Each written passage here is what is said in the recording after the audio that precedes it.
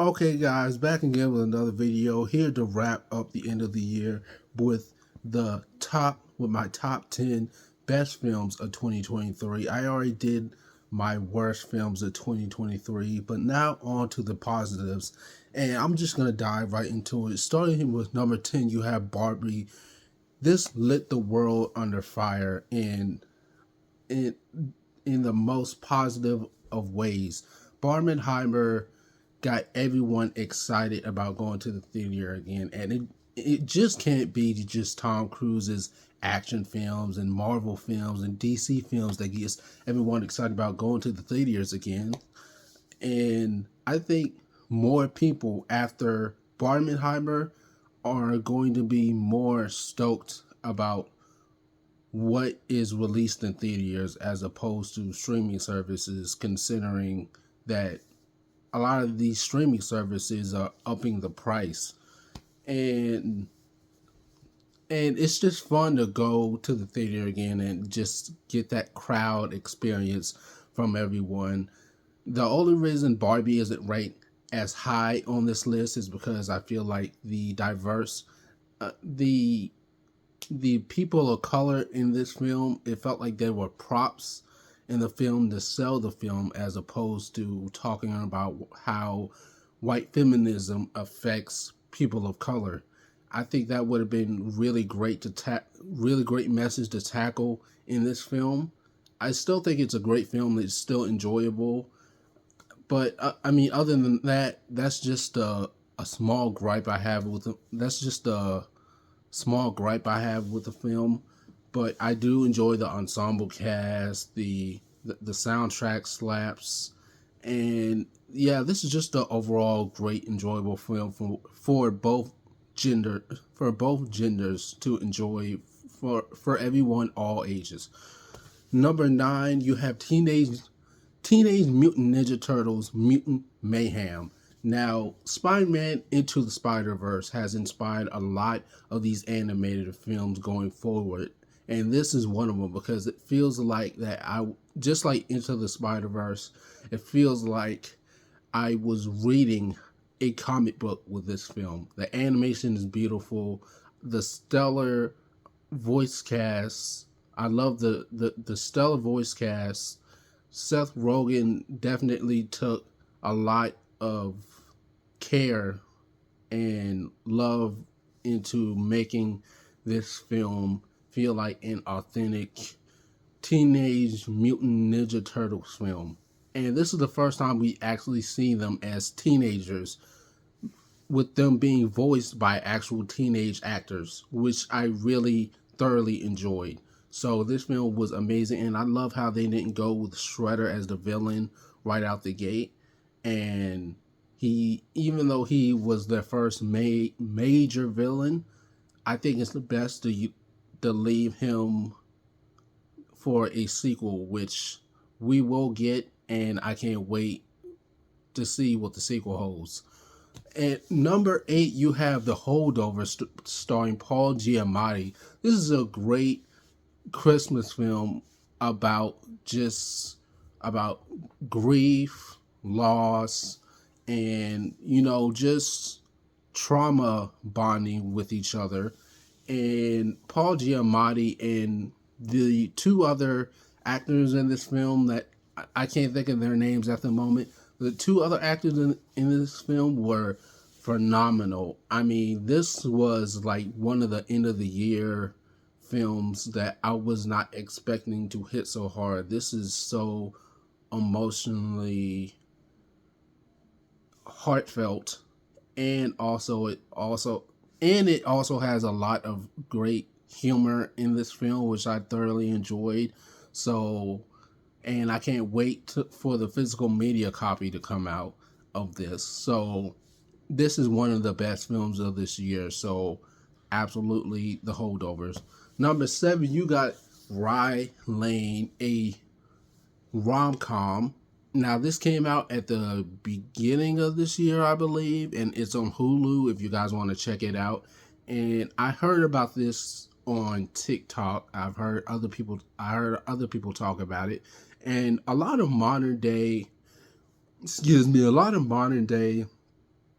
um, rom-coms are hard to find and hard to enjoy. They don't hit the same as, Sleepless in Seattle or, Poetic Justice. So even though, some stuff about that film aged poorly, it's still so-so film.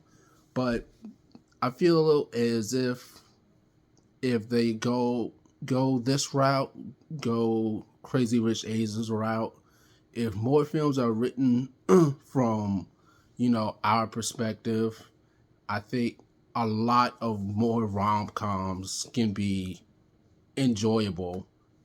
There aren't really a whole lot over the past few years that I've enjoyed. I mean, set it up, Crazy Rich Asians, and this. Um, Other than that, there aren't really a whole lot to come by. But this was really, really funny. I think we need more rom coms, more black rom coms, because we rarely ever get to see that. But this film was excellent, greatly done. Number six, you got No One Will Save You. This film, I love aliens. I love the idea of wondering if if they're real or not. And Jordan Peele is one of my favorite directors, and Nope is one of my favorite horror films. And this sci-fi horror film with Caitlin Dever about this girl experiencing so much trauma, she's practically exiled by the rest of her town. It's like she lives on the island by herself, and there's little to no dialogue in this film except towards the end. And I love how Caitlin Dever is able to portray so much fear and anxiety and sadness without saying a single word. So this film is absolutely stunning, phenomenal. I truly recommend this film. Number five, you got They Clone Tyo. This film was lost in the shuffle because it came out during Barbenheimer week, and everyone was talking about that and doing the double feature on Barbie and Oppenheimer, and was just excited about going to the theaters again, that they kind of forgot about this film. And I think it came out during the wrong time. I think if it came out a month later or a month earlier, then it could have done a lot better than what it initially was when it first came out. And the performances are great. I love the idea of white people trying. I love this concept of just white people trying to. Everyone wants to be black until it's time to be black, and it tackles, you know, it discusses our trauma that we experience, racial stereotypes, also white supremacy, along with a few other things. So this film is phenomenal, and John Boyega, you can clearly see. I mean, he has Disney dropped the ball with this guy because he is a phenomenal actor, has a lot of range, and there's nowhere for him to go but up from here. So yes, number five is They Clone Tyo. Number four, you have Creed 3. Now, despite everything about Jonathan Majors, he did a spectacular job in this film, and he was a great foil to Michael B. Jordan as Adonis Creed. And Michael B. Jordan's first directional film, this was excellent.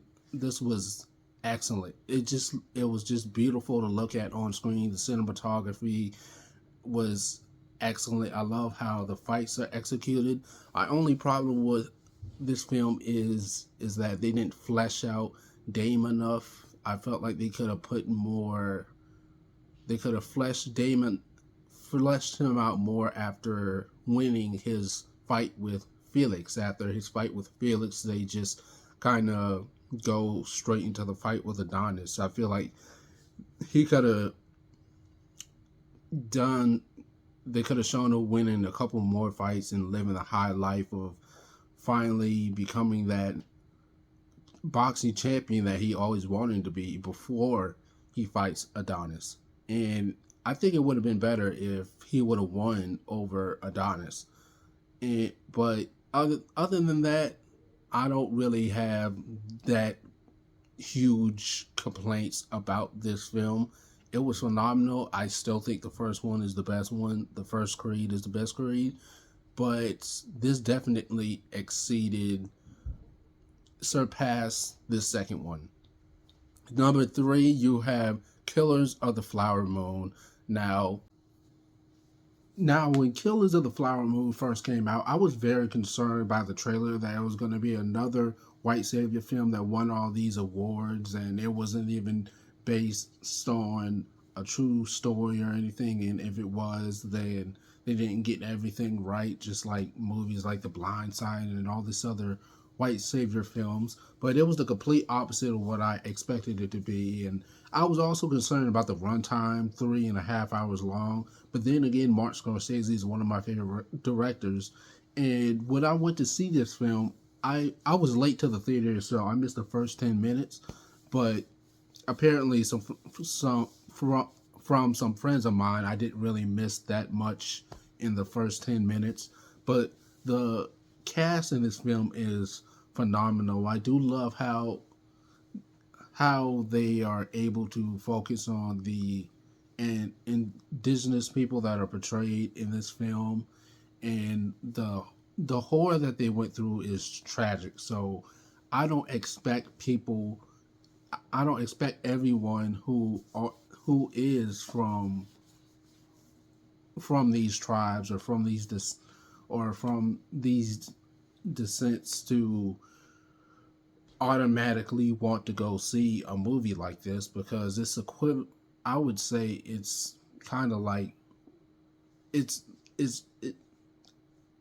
I can completely understand both sides of wanting to see the film, because Martin Scorsese is a phenomenal director, and stuff like this is rarely highlighted from, Native Americans' perspective.